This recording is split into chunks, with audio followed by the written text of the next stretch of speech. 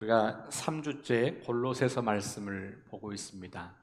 교회력에 따라서 구성된 말씀을 지금 따르고 있는데, 골로새서 말씀을 3주 동안 바라보면서 우리가 함께 그리스도 안에서 산다는 것은 어떤 것인가, 이런 말씀들, 또 그리스도 안에서 새로운 존재가 되었다고 하는 것은 어떤 것인가, 이런 것들을 함께 배우고 생각해 보고 있습니다.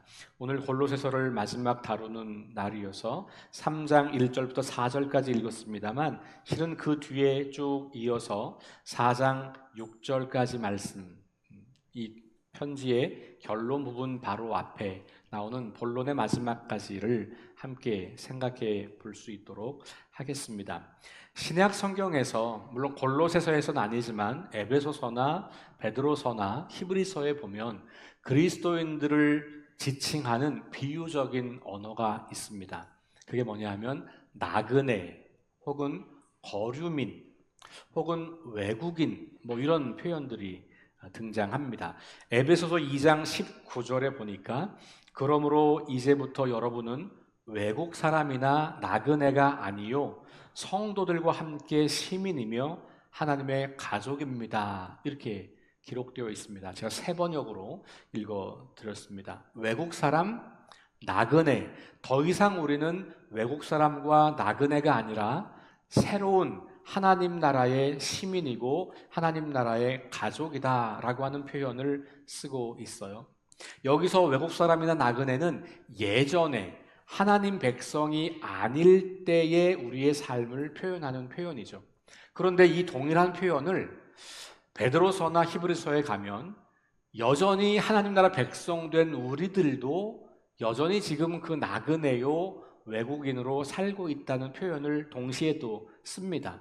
베드로전서 2장 11절 말씀입니다. 역시 세 번역으로 읽어드리면, 사랑하는 여러분, 나는 나그네와 거류민 같은 여러분에게 권합니다. 영혼을 거슬러 싸우는 육체적 정욕을 멀리 하십시오. 그러면서 나그네로 거류민으로 살고 있는 여러분들이 해야 할 일이 뭐냐 하면 육체의 정욕과 맞서 싸워서 그것들을 멀리하라, 이렇게 이야기해요.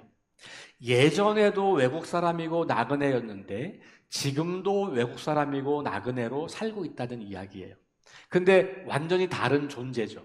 동일한 이름을 쓰고 있지만 예전에는 그 의미는 하나님 나라 바깥에 있는 사람들로서 하나님 나라의 바깥에 있는 외국인, 하나님 나라에 들어오지 못한 나그네, 이런 표현이었다면, 이제 베드로서가 말하고 있는 표현은 하나님 나라를 살고 있는 실존으로서의 존재로 나그네와 거류민을 동일한 단어를 쓰고 있어요.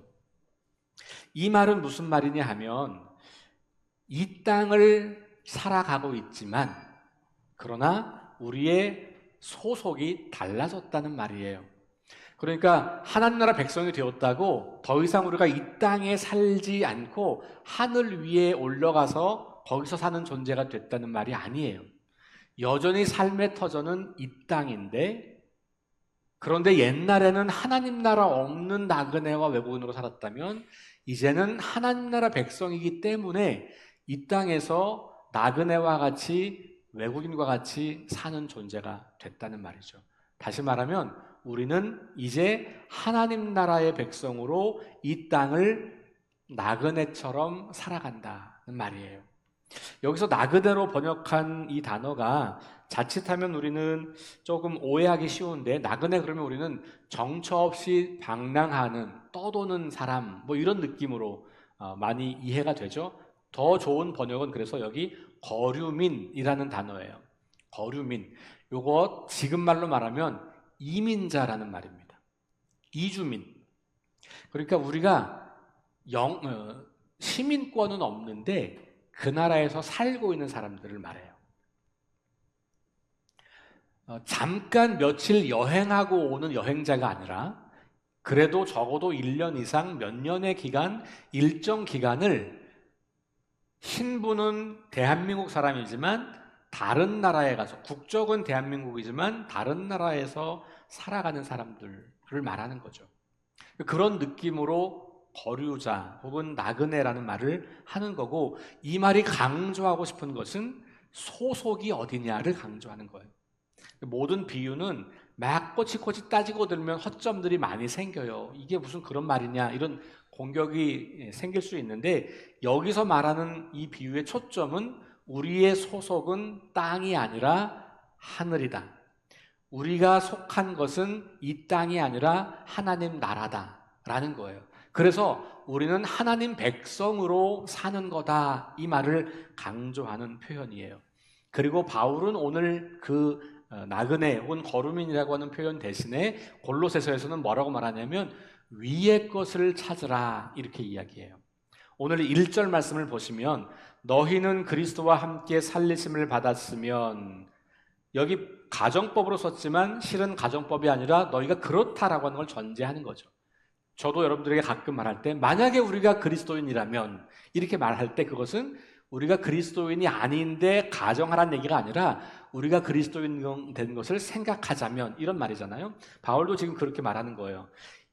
1장, 2장에서 지난주에 우리 보았던 것처럼 이미 그리스도 안에서 새로운 존재가 된 사람들이라고 성도들을 정의하고 있기 때문에 너희가 그리스도와 함께 다시 살리심을 받은 존재이기 때문에 이런 말을 하는 거죠.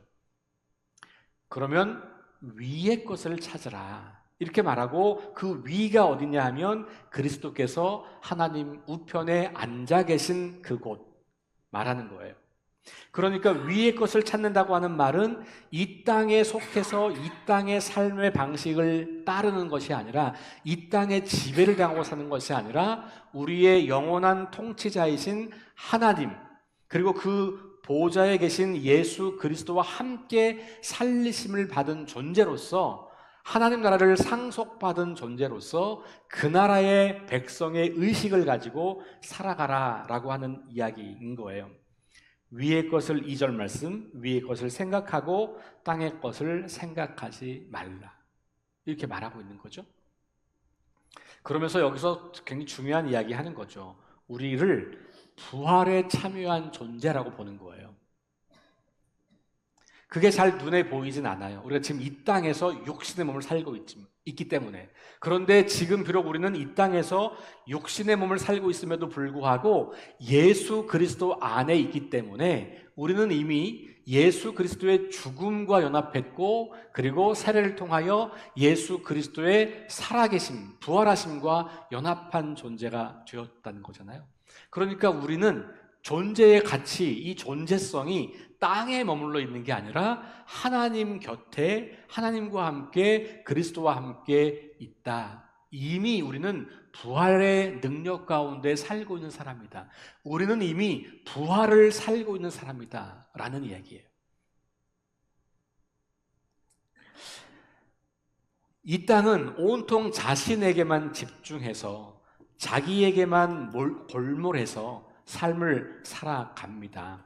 그러다 보니까 다른 사람이 어찌 되건 말건 나의 이익을 극대화하는 것이 성공이고 행복이라고 매일같이 듣고 살아가고 있고, 그것 때문에 세상은 점점 깨어져 가고 있는 것을 우리는 경험하고 있죠. 그것이 바로 이 땅의 방식이에요. 그런데 우리 위의 것을 찾고 위의 것을 생각하는 우리는 땅의 것이 아니라 하나님 나라를 살아가는 사람들이다. 3절 말씀 보시면 이는 너희가 죽었고, 이렇게 말하죠. 이 죽음이 뭐예요? 이 땅에 대해서, 죄에 대해서 죽었다는 거예요. 그리고 너희 생명이 그리스도와 함께 하나님 안에 감추어져 있다. 부활의 생명으로 우리가 이미 등록되어 있다고 하는 거예요.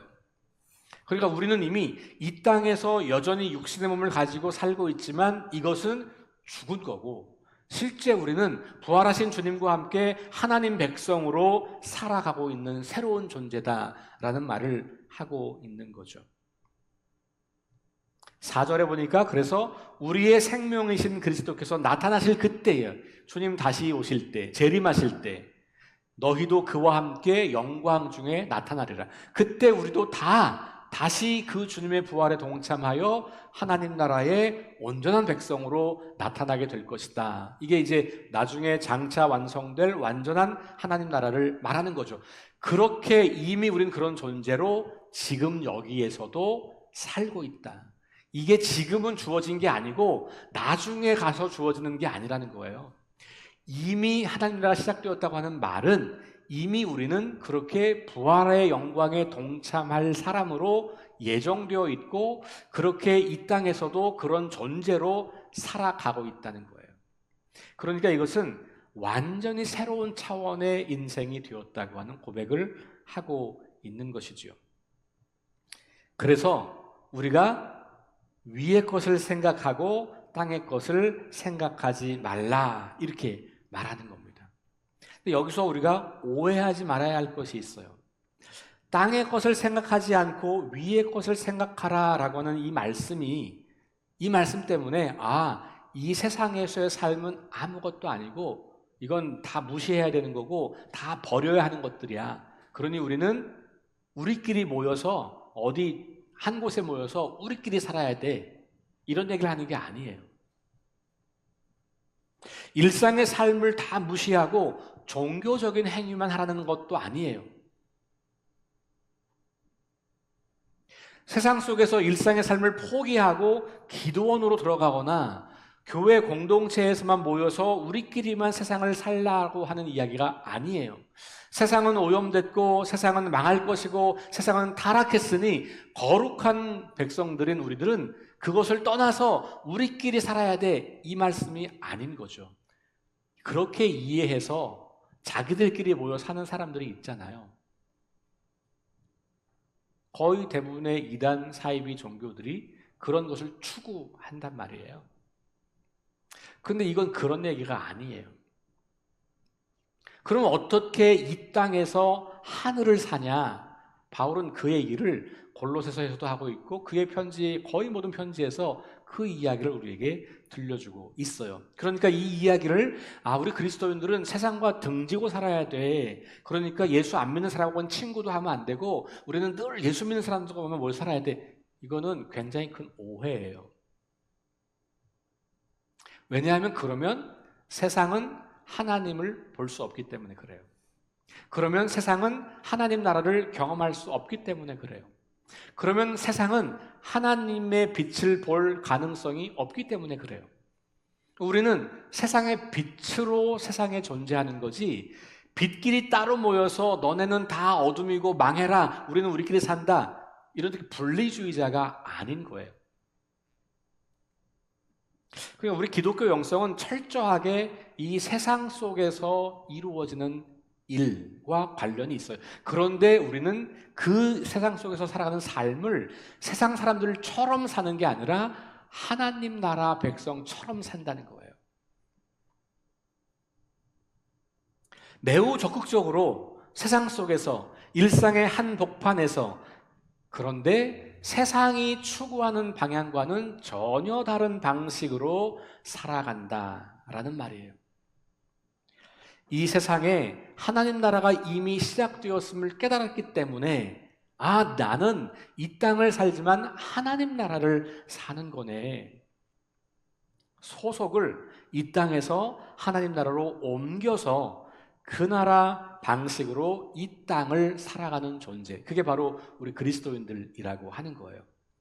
그래서 망할 세상을 피해서 다른 세상을 만들고 꿈꾸는 사람들이 아니라 이 망한 세상의 회복을 위해서 이 깨어진 세상의 치유와 구원을 위해서 지금도 이 땅에서 일하시는 그 하나님을 바라보며 그 하나님께서 말씀하신 삶의 방식을 배우고 연습하고 살아가라는 것이죠.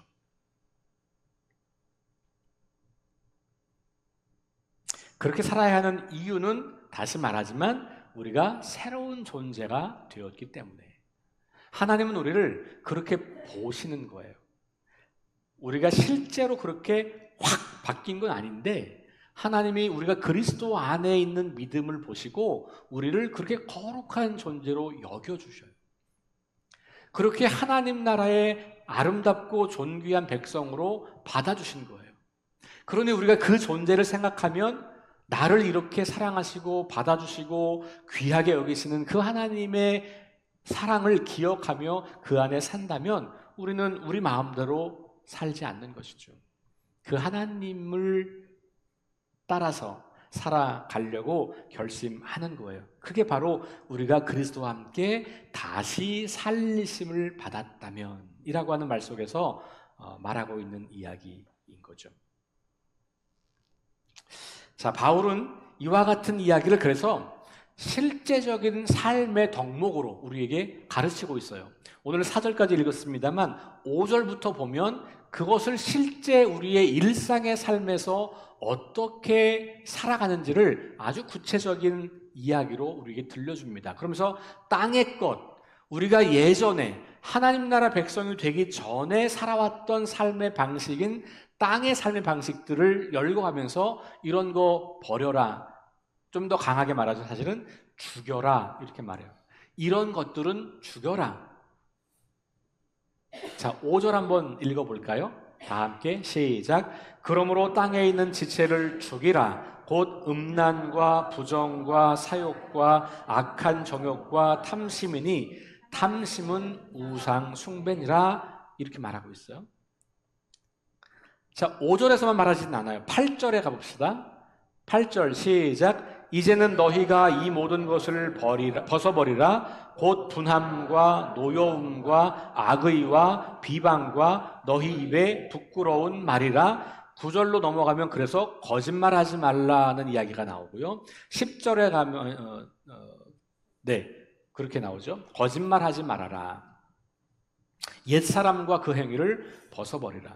5절과 8절을 통해서 보면 땅의 것, 이 땅에서 사람들이 추구하는 삶의 방식이 어떠한 것인지를 보여주고 있는 거고, 우리도 예전에는 이런 삶을 살아왔던 존재라고 인정하는 거죠. 우리가 선하게 살려고, 하나님 없이도 선하게 살려고 하는 사람들이 많이 있죠. 그럼에도 불구하고 이런 모습들이 그 안에 여전히 들어있다는 것을 우리는 경험하게 되잖아요. 제가 종종 말씀드리지만 우리는 죄를 배우고 학습한 적이 없어요. 여러분 학교나 학원 다니면서 죄 짓는 법 배운 적 없잖아요. 거짓말하는 법 배운 적이 없다고요. 그건 어른들이나 하는 거라고요? 아닙니다. 애기들도 합니다. 오히려 아이들일수록 자기중심적이고 자기 탐욕적이잖아요. 남의 집에 가서 장난감 보고도 짓거리잖아요. 자기 거 10개 있어도 한 개도 안 나눠주려고 하잖아요. 그게 어린아이의 탐욕스러운 모습이잖아요. 예쁘고 귀엽고 사랑스럽지만 인간의 본성의 눈으로 가만히 보면 갓난아기조차도 그렇게 탐욕과 자기 욕망과 자기의 중심성이 강력하다는 것을 보게 돼요. 폭력성도 있어요. 그래서 동생이 태어나면 그 동생을 꼬집고 깨물고 밟고 이런 일들을 하는 거예요. 의식적으로 하는 거죠. 의식적으로. 내가 더 사랑받으려고. 나한테 주목하라고. 내가 받는 사랑을 빼앗겼기 때문에 그렇게 하라고 엄마한테 떼쓰는 거거든요. 그렇게 우리 인간은 본성적으로 이런 타락한 모습을 가지고 있는 거예요. 왜냐하면 우리 모두가 다 타락 이후에 태어난 존재들이기 때문에 그래요. 아무리 착하게 사는 사람, 아무리 법 없이 사는 것 같은 사람도 다 이런 모습을 가지고 있는 거예요. 심지어 예수 믿고 구원받았다고 하는 우리들도 이런 모습이 우리가 예수님을 믿으면 싹 사라지는 게 아니라 여전히 우리에게 남아있는 거예요. 그래서 이것을 죽여라 혹은 이것을 벗어버려라 이렇게 바울은 우리에게 말하고 있는 겁니다. 여기에 있는 열관 다양한 목록들은 서로 비교해서 어떤 건 크고 어떤 건 작다 이렇게 말할 수 없어요. 다 똑같은 겁니다. 거짓말하는 것과 음란이 같아요. 우리 속담에 그런 거 있죠. 바늘 도둑이 소도둑 된다. 이거 완전히 같은 얘기는 아니지만 비슷한 거예요. 바늘을 훔치는 정도의 그 욕망은 내가 소를 훔칠 만한 그 정도 위치가 되면 그걸 훔치는 거예요. 요만큼 작은 거 거짓말했던 사람은 이만큼 큰 거짓말을 해야 될 상황이 되면 그걸 하는 거예요. 왜 그러냐 하면 그게 커진다는 게 아니고 요것도 요것과 동일한 본성인 거예요. 동일한 본질, 그 본질의 핵심이 뭐냐면 자기중심성, 우리가 전통적으로 신학에서 말했던 원죄, 이런 겁니다. 그러니까 우리 인간 모두에게는 이와 같은 자기중심성이 들어있어서 선하게 살고 괜찮게 사는 사람도 결국은 자기 이익을 추구해야 되는 극단의 상황이 되면 많은 사람들이 결국은 자기 이익을 선택할 수밖에 없는 그런 존재들인 것이죠. 그러니까 여기 나와 있는 것들을 어떤 건 심한 죄, 어떤 건 덜한 죄 이렇게 나누는 게 아니에요. 이거 다 똑같아요. 어떤 건 반드시 죽여야 되고 어떤 건 그냥 둬도 괜찮은 거 아닙니다. 이 모든 것들의 본질은 겉으로 드러나는 행위는 다르지만 모두 자기중심성이라고 하는 죄의 본성과 맞닿아 있기 때문에 죄는 그 형태가 어떠하든지 우리 눈에 크게 보이든지 작게 보이든지 보이지 않든지 사회적으로 용인이 되든지 용인이 되지 않든지 모두가 자기가 주인 되어 살고 싶은 욕망에 붙어 있는 것이어서 뒤집어 말하면 하나님을 내 삶의 주인에서 몰아낸 것들이에요. 그래서 그렇게 사는 게 가능해진 거예요. 그렇게 살면서도 그게 잘못된 거라고 죄라고 생각하지 않는 것들도 많은 거예요. 그런데 우리가 예수 그리스도를 통해서 하나님 나라를 발견하게 되면 이것이 죄의 속성들이고 죄 때문에 우리를 망가뜨려서 그 죄가 우리를 무너뜨린 결과로 이런 행위들이 나온다는 것을 깨닫고 배우게 되는 거죠.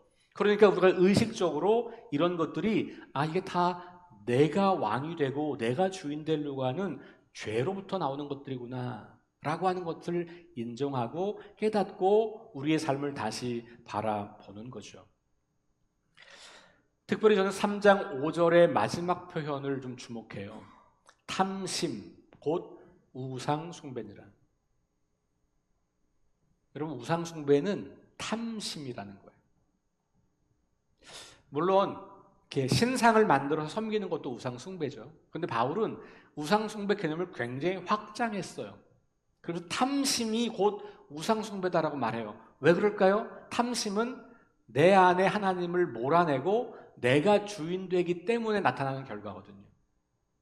내 욕망, 내가 원하는 것을 끊임없이 추구하면서 그게 그냥 그것만 되지 않고 그걸 추구하다 보면 자연스럽게 다른 사람을 해치거나 다른 사람들을 무시하거나 다른 사람들을 외면하거나 때로는 다른 사람들을 의도적으로 공격하거나 다른 사람들을 무시하는 삶으로 연결되기 때문에 탐심은 곧 하나님이 아닌 나를 신으로 섬기는 것.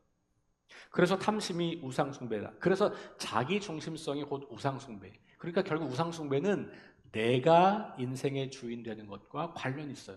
그것 때문에 신상 만들어서 절하는 거예요. 내 이익을 얻으려고. 그럼 여러분 보세요. 하나님 믿을 때도 내가 하나님께 예배할 때도 내 이익을 얻으려고 하는 것은 그거는요. 예배 같지만 하나님 섬기는 것 같지만 우상 숭배로 변질할 가능성이 매우 높은 거예요. 그러니까 여러분 우리가 종교적 행위를 열심히 하는 것만으로 그 사람을 판단하는 것은 대단히 어려운 일이에요. 그의 그 종교적 열심의 본질에 과연 무엇이 들어있는가? 그 동기가 무엇인가가 그게 하나님을 예배하는 건지 우상을 섬기는 건지를 결정해요. 그러니까 우상 숭배는 딴 데 가서 하는 것만 있는 게 아닌 거예요.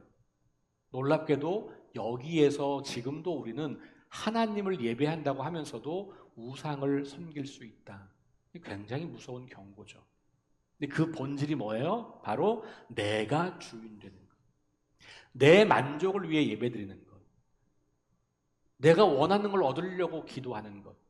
내가 원하는 거 얻으려고 신앙생활 하는 것. 이게 다 탐심과 관련이 있다면 그러면 거기에 우리는 우상숭배라는 어마어마한 함정에 빠지게 된다라는 거예요. 자신의 쾌락을 추구하고 자기 이익에만 관심이 있고 그래서 그렇게 자기 중심적인 삶을 이어가는 인생을 우리는 우상 숭배하는 인생이라고 보는 겁니다. 하나님이 아니라 자신의 삶이 중심일 때 사랑이라고 하는 아주 아름다운 행위도 상대방에 대한 존중과 헌신이 아니라 자기의 욕망과 쾌락을 충족하는 수단으로 사용하는 거예요. 그러면 어떻게 돼요? 상대방을 이용하고 착취하죠. 그게 사랑의 이름을 빙자한 성폭력이에요. 그 대상이 동성이든 그 대상이 이성이든 똑같은 거예요.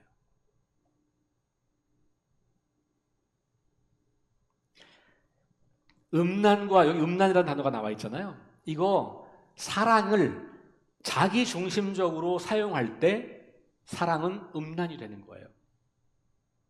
스토킹, 요즘에 한참 우리 뉴스에 나왔던 이 연인 살인, 스토킹, 이거 뭐예요? 사랑이에요? 사랑의 이름을 빙자한 폭력이잖아요. 그게 자기 탐욕적인 거예요. 자기의 욕망을 위해서 상대방을 이용하고 상대방을 착취하고 상대방에게 힘을 가하는 거잖아요. 그러니까 여러분, 자신의 쾌락을 충족하기 위한 수단으로 사랑을 사용하는 그것은 음란인 거예요. 그리고 그것이 바로 우리가 막아야 할, 벗어야 할, 버려야 할 삶의 태도인 거예요. 그리고 그것이 음란과 연결된 단어들이 부정, 사욕, 악한 정욕, 탐심 다 연결되는 것들인 거예요. 그러니까 여기에는 동성애자와 이성애자가 따로 있지 않아요. 남자와 여자가 구별되지 않아요. 성인과 미성년이 구별되지 않습니다. 결혼을 했든 결혼을 하지 않았든 상관이 없습니다. 상대방에 대한 완전한 존중과 헌신이 없는 사랑이라고 하는 그 모든 것들은 음란과 부정과 사욕과 악한 정욕으로 전락될 수 있는 것들이고, 그것이 바로 자기의 탐심을 추구하는 결과인 거고, 그러므로 그것은 우상 숭배이고 바울은 그것을 마땅히 죽여야 할 땅의 것들이라고 말하고 있는 거죠. 성적인 죄만 그런 게 아니죠. 자기가 중심이 되면 자기가 왕이 되잖아요. 자기가 기준이 된다는 말이에요. 그러면 자기 생각은 모두 옳고 다른 사람들의 생각은 나와 다르면 다 틀렸고 그렇게 믿어요. 그래서 모든 사람을 자기처럼 만들려고 하죠. 자기 기준에 다 맞춰야 돼요. 내 기준에 맞는 사람은 좋은 사람, 내 기준에 맞으면 신앙 좋은 사람, 내 기준에 맞으면 괜찮은 사람, 내 기준에 안 맞으면 다 무시하고 정죄하고 틀렸고, 그래서 그런 사람들에게 내가 뭘 해도 괜찮다라고 자기를 정당화하기 때문에 거기에서 거짓말도 허용하고 남을 비방하는 것도 가능해지고 자기 뜻대로 되지 않거나 자기와 생각이 다른 사람들에 대해서 도에 넘치는 분노와 노여움으로 상대방을 비방하고 공격하는 일이 가능해지는 거예요.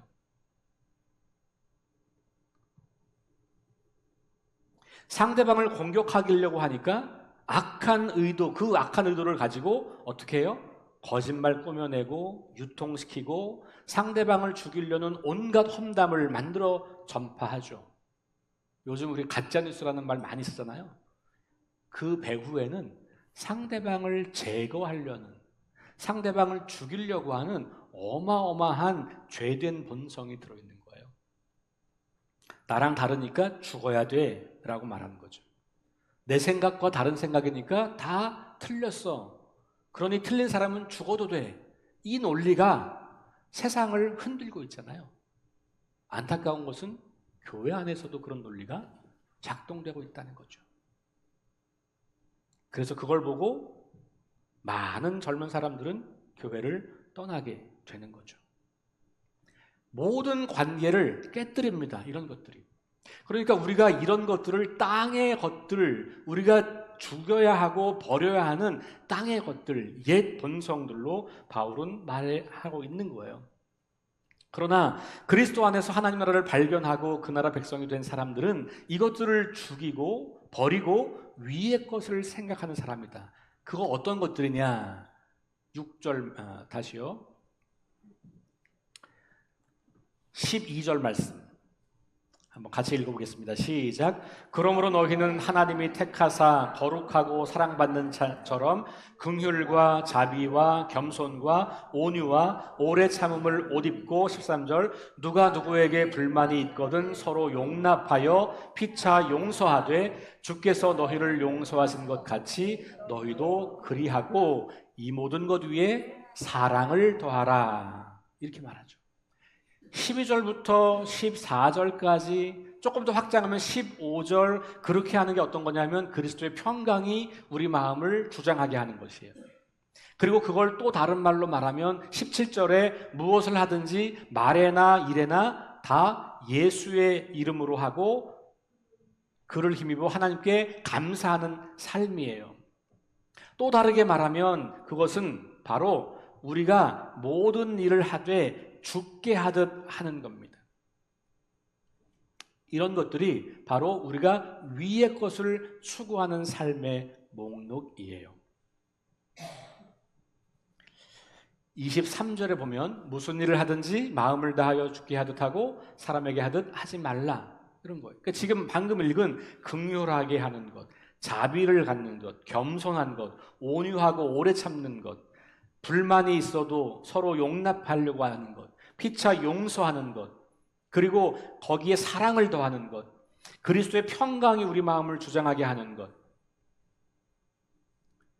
모든 것을 주의 이름으로 하는 것, 이런 것들이 다 주님께 하듯 하는 것, 이런 것들이 다 이 땅에서 살지만 하늘을 사는 삶이라는 거죠. 여러분, 여기 이 목록에 하늘을 산다, 위의 것을 추구한다. 그래서 이 목록 안에 신비한 영적인 행위가 있어요? 없습니다. 없어요, 그런 거 여기. 종교 활동 열심히 하라는 거 있어요? 없습니다. 이건 다 일상의 삶에서 나타나는 우리 삶의 태도와 방식과 우리의 삶의 모습들이잖아요. 그러니까 위의 것을 추구하는 삶이 교회 안에만 모여라, 아니면 신비한 영적인 걸 추구하라, 이런 게 아니라니까요. 성경은 너무 분명하게 말하고 있잖아요. 그런 거 아니고 사람과 관계에서 서로를 사랑하고 겸손하고 상대방을 존중하고 용서하고 사람에게 하듯 하지 말고 주님께 하듯 대하고 그렇게 하는 것이 위의 것을 추구하는 삶이라고 말하고 있는 거예요. 그래서 4장으로 넘어가면 3장 18절부터 이야기가 되면 그건 다 관계를 말해요. 18절 아내들아 남편에게 이렇게 말하죠. 아내와 남편 관계예요. 20절 자녀들아 그러면서 부모 자녀 관계예요. 22절 종들아 그러면서 종과 상전의 관계예요. 그러면서 그 안에서 이루어지는 일들이 바로 위의 것을 추구하는 인생이라고 말하는 거예요. 그러니까 지금 앞에서 열거했던 이런 목록들이 부부관계에서, 자녀 부모 관계에서, 종과 하인의 관계, 지금으로 말하면 직장 관계에서, 동료들과의 관계에서, 거기서 이런 것들이 나타나는 거예요. 그러니까 우리의 삶이 이 땅에서 살지만 하늘을 산다는 것은 이 땅에서 살아가는 모든 관계 속에서 내가 하나님 나라 방식을 적용하고 실천하는 것이에요. 심지어 그 대상은 교회 바깥의 사람들과도 다르지 않습니다. 모든 사람과 그런 관계를 맺고 살아가는 거죠. 땅의 방식을 거부하고 하늘의 방식을 따라 살아갈 때 하나님께서 우리를 통해서 일하시고 그 나라를 드러나게 하시는 거죠. 그럴 때 이 깨어지고 망가진 모든 관계들 속에서 하나님의 나라가 드러나고 그러면 그 사람들이 우리 때문에 하나님 나라가 어떠한 것인지를 보게 되는 거죠. 우리는 그런 인생을 살아가는 거고 그 삶이 진짜 행복한 삶이라고 기독교는 가르치는 거예요.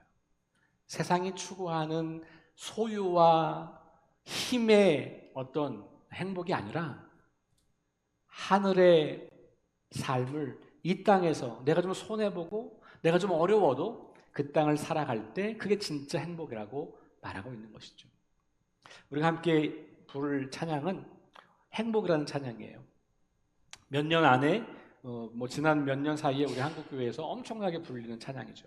우리 교회에서도 몇 차례 불렀던 것고, 여러분들이 혹시 뭐 유튜브나 이런 데서 찬양을 많이 들으시면 다 듣고 따라 부르시는 곡일 거예요.